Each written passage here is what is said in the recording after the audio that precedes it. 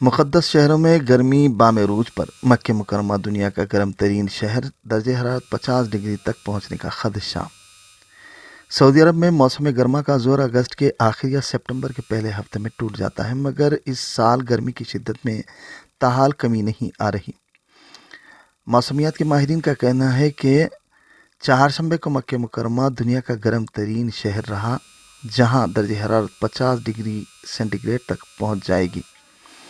تقش العرب کے مطابق محسوس کی جانے والی گرمی کے علاوہ تپتی ہوا چلے گی، جبکہ یہ کیفیت جمعے تک جاری رہے گی۔ تقش العرب کے ماہرین نے کہا کہ انتہائی گرم موسم میں دوپہر کے وقت دھوپ سے بچنے کی کوشش کی جائے۔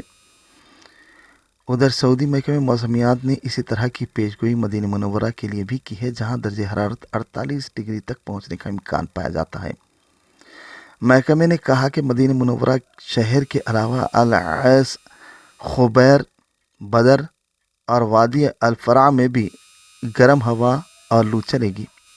محکمے نے کہا کہ مدینہ منورہ کے ساحلی شہر ینبع اور الرایس میں تیز ہوا ہوگی، جبکہ سمندر میں اونچی موجیں اٹھیں گی۔